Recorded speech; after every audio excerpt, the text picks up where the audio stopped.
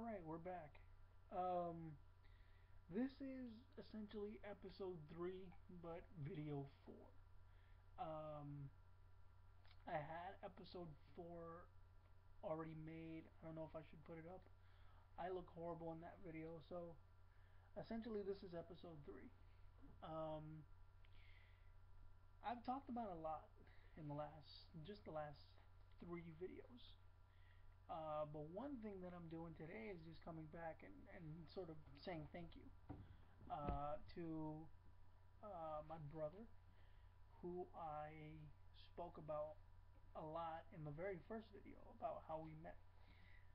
This is not an ass kissing method. This is just not completely random. Oh, he's gonna sugar me up or something. No. I don't know. I woke up this morning and I was just thinking, like, damn. I remember 4 or 5 years ago, I used to be the kid that sort of like dreaded uh, the social life. I dreaded what I would become if I ever got a social life. And that started out bad, but it turned out to be pretty good once I met him. Again, I'm not signaling out anybody from any side of the family, be it my immediate side of the family that I grew up with before I met him, or my half family, whatever you want to call it. I To give you background detail on who I was before I met him, I was the most painfully awkward, yet the most blunt, confused, depressed individuals you would ever meet.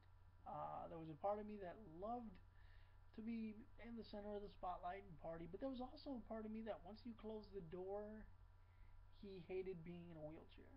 Like, that was how I felt. And then I meet him, and that just completely changes. He's a brother that has stepped in to fill a large role,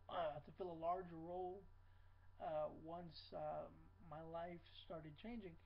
I have a sister in Houston who I was really close to. I still talk to her, and I'm really close to her now. She's my sister. But when it comes to the brotherly method, I have two brothers who do their own thing. One little brother, he's independent, 19 now, just doing his own shit. Which we're still brothers and we're cool, but like I said, that hangout method, that check up on you method, isn't there. My other brother, older brother, he's currently, he has a wife and kids, and he's currently, you know, in the military, worrying about military affairs. I love him to death, and I'm glad he's home. And he gave me a lot of good life lessons. But while he was gone, you had my half brother who came in and sort of took the reins and established, the person that you see talking to you in this video right now. So a part of this is a big thank you to him. He's not gonna take it, but what the fuck, I'm just giving it to him anyway. Yeah. He, for lack of a better word, turned my life completely upside down. He actually made you believe that you can do better just based on anything that you have. Anything that you turn into silver can be turned into gold. You know, and his one of his favorite methods is whenever we make a bet, he's like, "So it is written, so it shall be done." The only thing I won't do is talk to this guy the night before a wheelchair race, because whenever he predicts, actually happens. I told him, dude, I'm getting ready to go race. Any advice? He's like, whatever you do, just don't get a bronze. I'm like, thank you. All you could have said was go get gold. He's like, no, don't go get a bronze. The fuck happens? I get a bronze. So I won't be asking him for any more racing advice. One thing that he sort of doesn't like is the fact that I'm obsessed with the Boston Red Sox. I guess wearing the cap on my head right now doesn't help. But to put that to rest, it's it's simple. Uh, I went to Boston in 2005, met my grandmother, met my cousins, and I just had a vibe in me. Like, we have a word that we use between us. It's euphoria. Uh, I don't know. I went to Boston and all of a sudden I just felt lucky. I felt like it's the hardest working city in the world. And when people get a break, they turn it into a good time. So I brought that back with me. So one of the reasons, it's not just because I love baseball. It's not just because I'm a Boston Red Sox fan. It's because to me, Boston is a lucky city. So whenever I buy something with Boston in it, it's because it's lucky to me. So I have a bunch of caps that I wear, just to get lucky. Maybe I'll get a phone number from a girl. Maybe I'll get a free drink. Maybe I'll get both. But I always have something that has Boston on it because to me it's lucky. So I'm telling him that to his, in this video so he can finally get off my ass about it. Um, you know, he came over this past Christmas and he brought me some shoes. And he's like, dude, I fucking like. This is his exact words. Dude, I fucking hate your wardrobe. Your wardrobe sucks. And so going back to past times when he would bring me Christmas and birthday gifts, he would bring me clothes.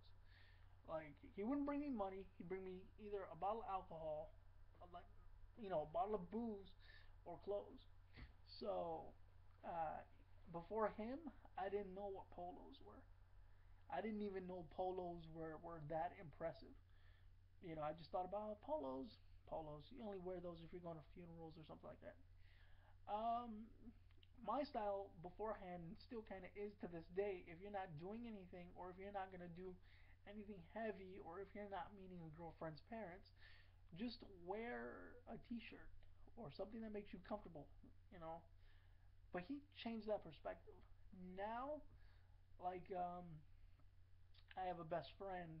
Well, I have a friend I could say that I see every so often, and when she and I hang out, I was like, okay, I know this chick is immaculate. She always looks immaculate.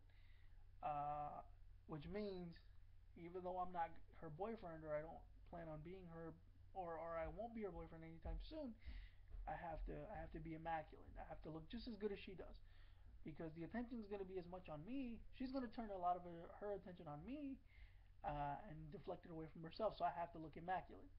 Case in point, khakis, polo, and maybe a Red Sox cap if it's good looking, and you're good to go. Um, or when I go to the club, polo, jeans, Jordan, or Nike, good to go. So, as like I said before him, I didn't know any of that stuff. I dressed so weirdly, and I thought it looked good, but it really didn't. Uh, so we go back to the Christmas story where he comes in, he looks at my Jordans, my old Jordans that I had, takes them, puts them in a box, takes them home. And he left me a pair of Nikes that are sold in Europe. Matter of fact, I have two, three pairs of Nikes just by looking down under this table that I have my computer on. I have like three pair of Nikes and one pair of Jordan. Just that from what he gave me. I have an LB23 life preserver ish kind of vest, and I have a David Britton jacket, which according to him is a $500 jacket. And I wear that, and people are like, "Oh man, where'd you get the jacket?" Or just recently, hanging out with him, we were in line at Chipotle, and I had a Minka jacket, a Nike Minka jacket.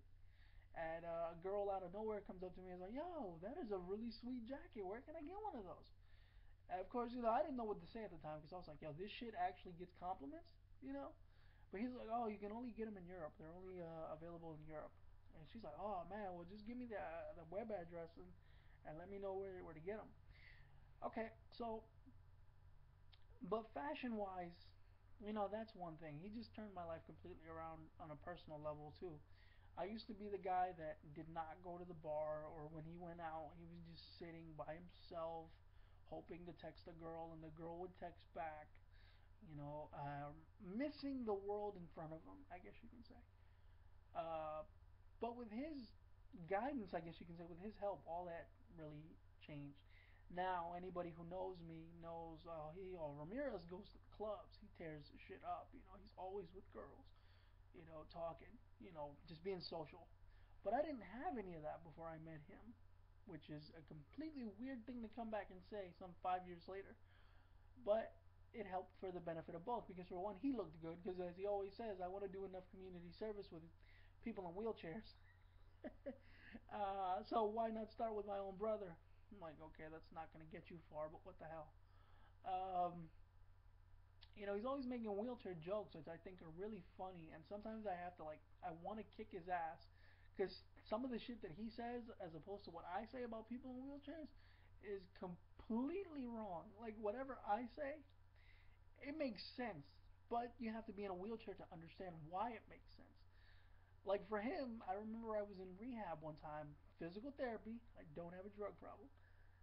I remember I was in rehab, and he just calls me after my first therapy session. He's like, you know what, man?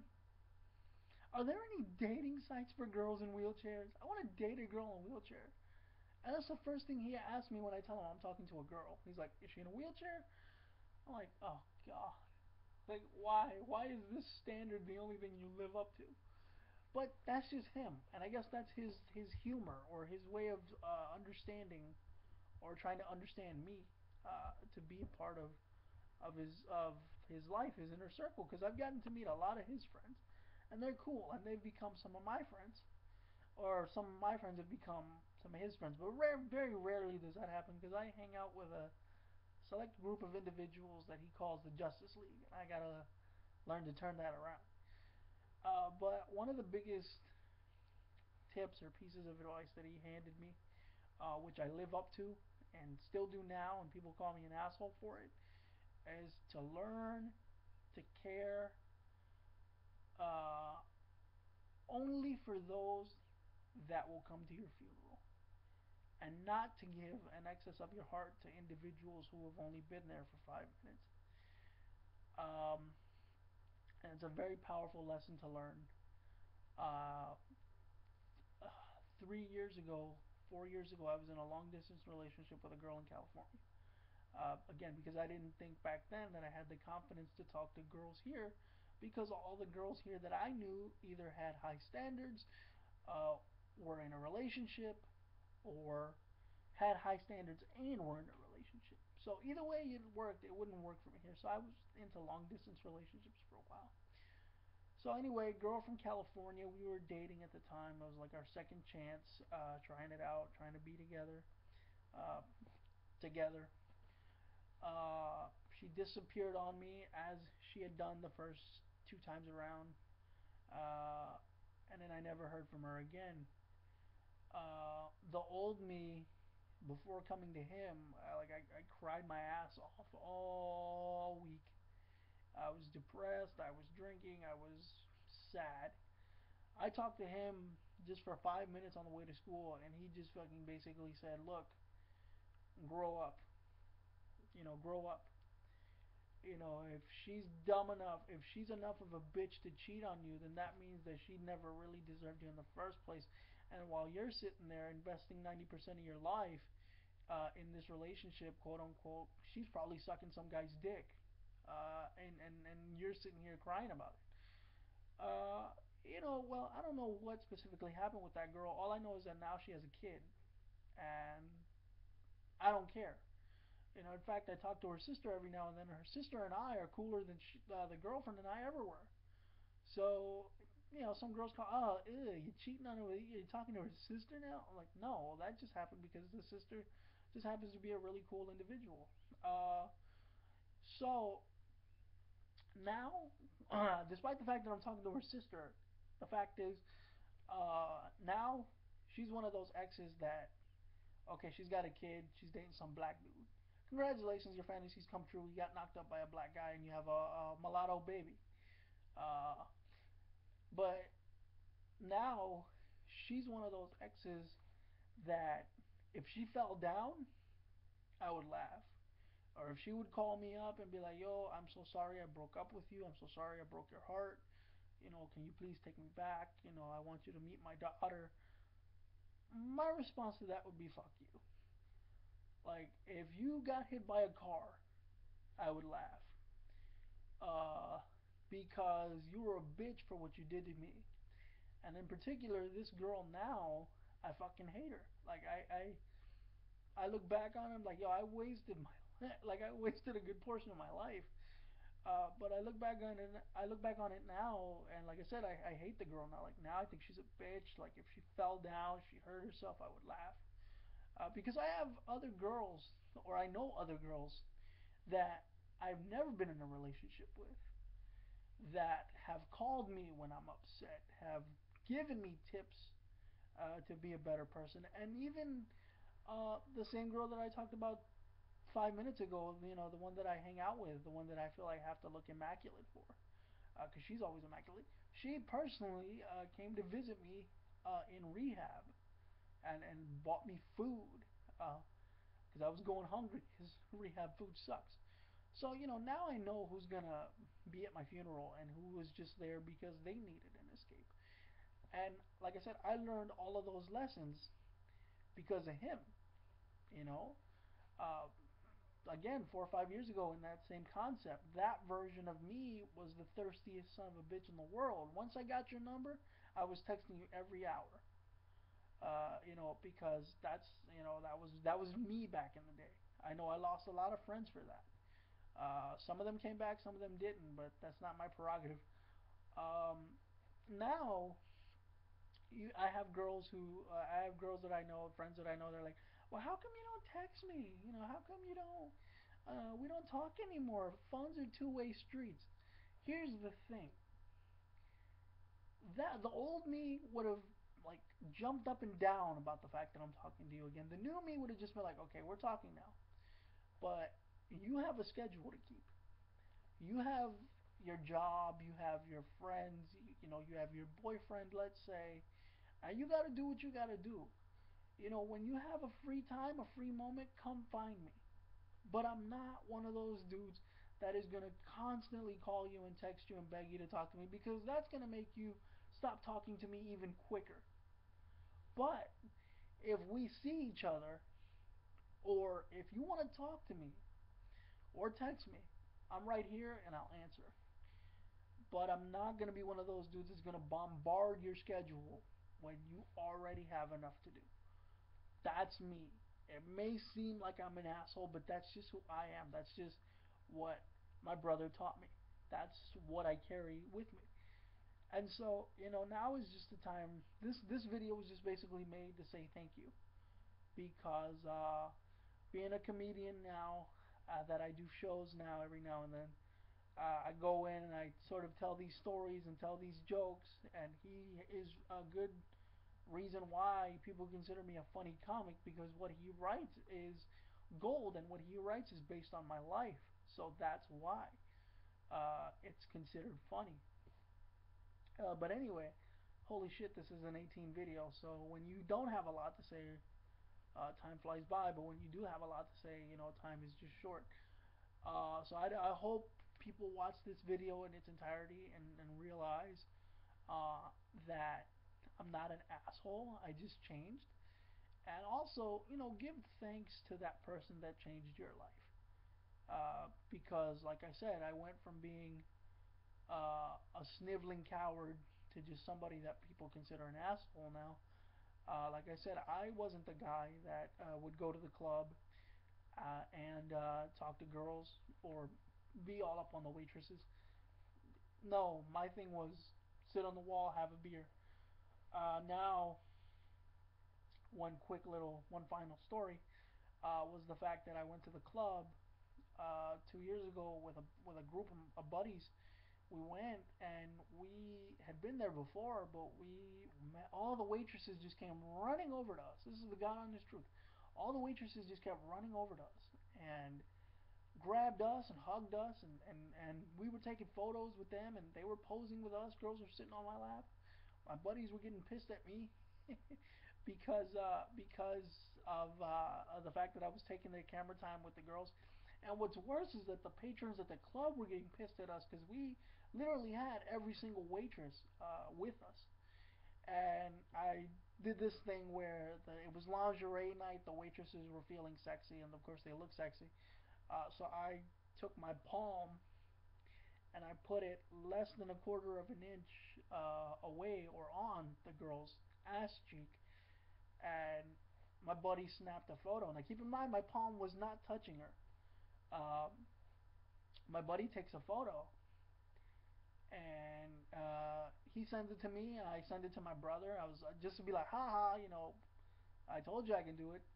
I told you I could, have a hot girl. And he just puts it up on his Instagram and it explodes. Like his friends were like, yo, well, that's your brother. I can't believe it. Your brother's the one doing that and you're not. I was like, okay.